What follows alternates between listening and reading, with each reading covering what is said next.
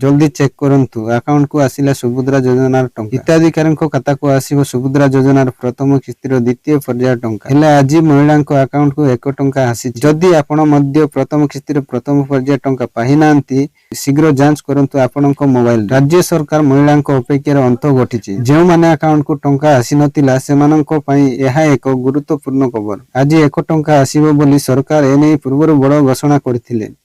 राज्यर 40 लाख हिताधिकारी सरकार सुभद्रा टंका प्रदान करेंगे बोली जना पड़ी। सुभद्रा योजनार प्रथम किस्तिर द्वितीय भाग आउ गोटे दिन पर प्रदान करा जिवो। जो महिला माने एही टंका पाइबे सेमानंको डाटाबेस करा जिवा सहित अकाउंट लिंक मध्य करा जायछि। तेबे परीक्षामूलक भावे आजिठारु सेही हिताधिकारींको 1 टंका लेखाएं पठा जाय। सेतिपाई महिला और शिशु विकास विभाग तरफरु पदक्षेप आरंभ करा जायछि। एनै उपमुख्यमंत्री प्रभाती परिडा सूचना दैछन्ति। सोमवार एवं मंगलवार एई 2 दिन धरी परीक्षामूलक भावे 1 टंका पठा जिवो।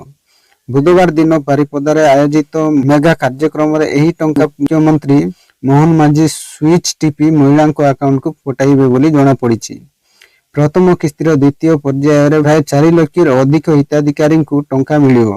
तेणु जो अकाउंट को 1 टंका लेखाएं जाइछि सेमाने 9 तारिख दिन सुभद्रा टंका पाइबा फाइनाल। अन्य पटे केवल आज नुहे आसंता काली पर्यंत मध्य एही टंकाटिए अकाउंट को पठा जिवो। तेणु चिंता करिवार कोनोसी कारण नाही बोली कहिसंती। परवर्ती खबर पार्वणर गरीब आंदोलन निष्पत्ति होरिले आउ एवनी बस धर्मघट। सोमवार संध्यार हेबाकुथिबा बस धर्मघट प्रत्याहृत करिनेले घरोई बस मालिक संघ। दक्षिण और पश्चिमांचल बस मालिक संघ निष्पत्ति ओहरी जाइछन्ति।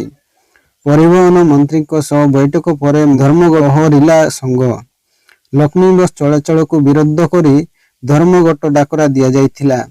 बस धर्मघट प्रतिहत पाई गुरुत्वपूर्ण बैठक सोमवार परिवहन मंत्री को बासभवन बसथिला।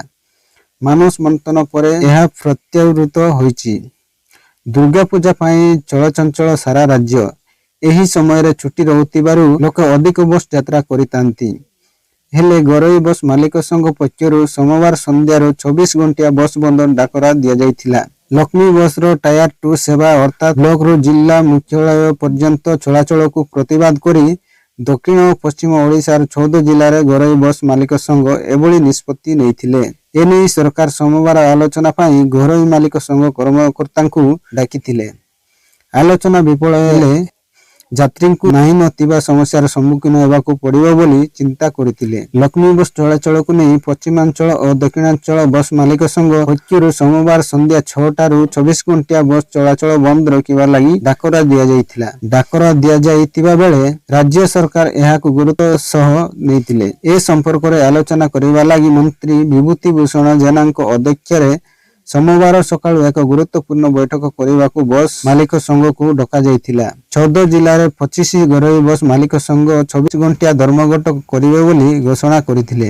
हेले मंत्री को तरफ बैठक पर कलाहांडी घरोई बस मालिक संघ सभापति प्रबोध कुमार रथ कहिसंती जे सोमवार सकाळ 9टा समय ब्रह्मपुर ठारे वाणिज्य और परिवहन मंत्री को सहित बैठक रही। बैठक पर परवर्ती पदक्षेप नियाजिबो। तेणु मंत्री सहित बैठक पर जाई निष्पत्ति नियाजिबो बोली एक प्रकार जना पड़िथिला। परवर्ती खबर 12 कंपनी सीएपीएफ और गोटिए हेलिकॉप्टर पाई दाबी करिसंती मुख्यमंत्री। माओ मुकाबिला नहीं दिल्ली रे होइतिला बैठक। गृहमंत्री अमित शाह नेतृत्व विज्ञान भुवन रे बसितिला बैठक रे प्रगति ओडिशा समेत 8 नक्सल प्रवण राज्यर मुख्यमंत्री। एही नक्सल मुकाबिला बैठक रे केंद्र सहयोग लोड़िचंती मुख्यमंत्री मोहन चरण माझी। नक्सल ऑपरेशन तीव्र करने को 12 कंपनी पर्स मागिले मुख्यमंत्री कहिसंती जे छत्तीसगढ़ रे नक्सल ऑपरेशन जोरदार करा जाउची। सेटाकार नक्सलंकर ओडिशा रे अनुप्रवेश संभावना रहिची। विशेष करी नुआपड़ा कंधमाल मालकानगिरी प्रति फोकस रही। 12 कंपनी सीएपीएफ और गोटिए हेलिकॉप्टर पाई दाबी करिछि। ए संपर्क में बैठक केंद्र स्वराष्ट्र मंत्री अमित शाह को दृष्टि आकर्षण करिछि। नक्सल प्रभावित अंचल रे विकासमूलक काम पाई सहयोग स्वराष्ट्र मंत्री मध्य एने विचार करने खता दैचंती। 2024 मार्च सुधा नक्सल मुक्त टार्गेट को नहीं आमे काम करुछु बोली मुख्यमंत्री कहिसंती। परवर्ती खबर सुभद्रा योग्य हिताधिकारी अकाउंट को आज 1 टंका जाइछि। प्रथम किस्तिर द्वितीय पर्याय पाई खाता को परीक्षामूलक भाव टंकाटीए आसीछि।